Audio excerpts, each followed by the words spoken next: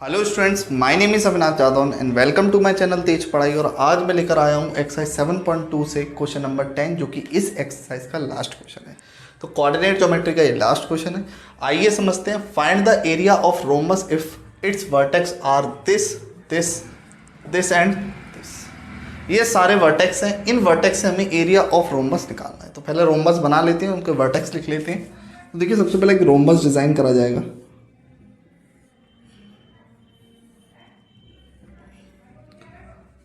इसको A B C and D. अब A पर कौन सा कोऑर्डिनेट है? ए 3,0, बी पर कौन सा है 4,5, सी पर कौन सा है -1,4 और डी पर कौन सा है आपका -2,-1। अब आपको मालूम है कि coordinate taken in a order. Coordinate हमें ऑर्डर से लेने हैं, मतलब ए के बाद बी, बी के बाद सी, सी के बाद देन डी। अब आपको तीनों कोऑर्डिनेट, मतलब चारों कोऑर्डिनेट्स आपको दे रखे हैं। तो अब आपको इसके, क्योंकि एरिया ऑफ जो रोम्बस होता है उसका जो फॉर्मूला होता है उसको जरा पहले लिख देता हूँ, आपको थोड़ा सा लर्न करा देते हैं। Half into D1 into D2।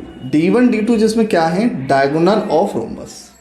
क्या है? Diagonals of rhombus. देखिए, एक A से C है और एक B से D है।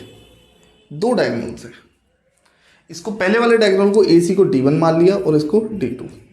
फटाफट इसका डिस्टेंस निकालेंगे। डिस्टेंस निकालने के लिए हमको मालूम है डिस्टेंस फॉर्मूला यूज़ करना पड़ेगा। भले ही ये सेक्शन फॉर्मूला की एक्सरसाइज है, लेकिन इस क्वेश्चन में आपको डिस्टेंस फॉर्मूला का यूज़ करना है। तो सबसे पहले हमने डिस्टेंस फॉर्मूला लिख लिया, जो कि बहुत ही ईजी है। पिछली एक्सरसाइज में भी रिवाइज कराया था। x2 - x1 का whole square plus y2 - y1 का होल स्क्वायर। अब आपको इसी फॉर्मूले को लगाना है और AC और DB निकालना है। तो इस फॉर्मूले का यूज़ करके हम AC और DB को निकालेंगे। तो AC हमारा है √x2 - x1। अब देखिए, यहाँ पर डाल दीजिए x1 y1 और यहाँ पर डाल दीजिए x2 y2। अब x2 - x1 मतलब -1 माइनस ये कितना है 3 का whole square plus y2 - y1 मतलब 4 - 0 का स्क्वायर। अब आपको मालूम है अंडर रूट माइनस माइनस क्या होता है? प्लस, मतलब 1 और 3 कितना हो जाएगा? -4 का स्क्वायर प्लस 4 - 0 कितना होगा? 4 का स्क्वायर कितना होगा? इसके बाद हमको क्या करना है? इसकी वैल्यू को सॉल्व कर लेना है। तो फटाफट वैल्यू को सॉल्व कर लेते हैं। अंडर रूट 4 का स्क्वायर मतलब -4 का स्क्वायर क्या होगा? 16। तो यहाँ पर क्या लिखेंगे हम? 16 प्लस यहाँ पर भी क्या आएगा? 16। तो यहाँ से जो आंसर निकल कर आएगा वो आएगा 16√2। आपको मालूम है 16√2 कैसे आया? पहले इन दोनों को प्लस करेंगे। रूट में 32 आएगा, उसका एलसीएम लेकर 16 बाहर आ जाएगा। देख लेते हैं कितना आएगा। देखिए, आप 16 को प्लस कर देंगे तो रूट में कितना आ जाएगा? 32। जब इसको बाहर निकालेंगे तो कितना आएगा? 4√2। अब 4√2 क्या होगा? इसका आंसर होगा। ठीक है, तो 4√2 हमारा D1 आ चुका है। तो 4√2। अब D2 कितना आएगा उसको भी देख लेते हैं, जो कि क्या है? BD है। इस बार भी फॉर्मूला लगाएंगे। तो ये तुमको मालूम है, ये x1 और y1 है और ये आपका कौन सा है? x2 और y2। तो x2 - x1 मतलब -2 -4 का स्क्वायर प्लस y2 - y1 मतलब -1 और -5 का स्क्वायर। ठीक है, -2 -4 का होल स्क्वायर -1 -5 का होल स्क्वायर। अब इसके बाद आपको क्या करना है? अंडर रूट इसको सॉल्व कर लेना है। माइनस का 6 हो जाएगा, क्योंकि माइनस माइनस क्या होता है? प्लस। ये भी माइनस माइनस प्लस -6 का स्क्वायर। देन आपको मालूम है 6 6 कितना होते हैं? 36 प्लस 36 आंसर आ जाएगा रूट में 72। प्लस कर दिया इन दोनों को। अब अगर रूट 72 आपको निकालना है तो देखिए, एक क्वेश्चन में आपको निकाल के दिखा देता हूँ एग्जैक्ट।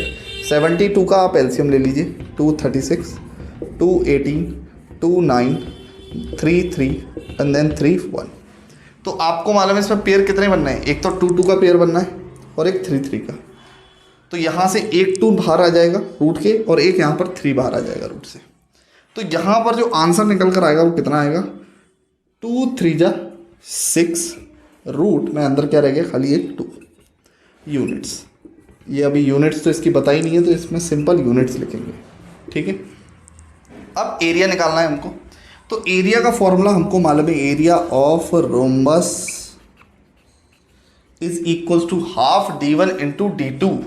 तो हाफ लिखेंगे, d1 कितना है हमारा 4√2,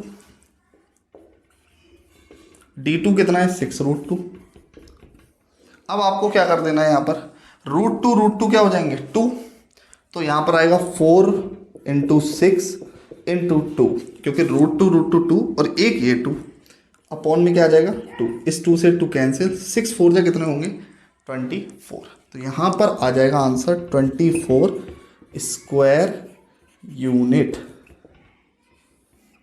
ये आपका आंसर है 24 स्क्वायर यूनिट। तो एरिया ऑफ रोम्बस बड़ा इजी था निकालना। सबसे पहले हमने डिस्टेंस फार्मूला से दोनों डायगोनल्स निकाले, फॉर्मूले में रखे, देन आपका आंसर। आई होप आपको वीडियो में इस पर कोई परेशानी नहीं हुई होगी, सारी चीज़ कॉन्सेप्ट समझ में आ गया होगा। अगर समझ में आया तो लाइक करिए, कमेंट ज़रूर बताइए कौन सी चीज़ यहाँ पर वीक है आपकी, और उसको मैं परफेक्ट करने की कोशिश करूँगा एक अलग वीडियो में। आई होप आपको ये समझ में आया होगा। मिलते हैं नेक्स्ट वीडियो में नेक्स्ट चैप्टर के साथ। Bye bye.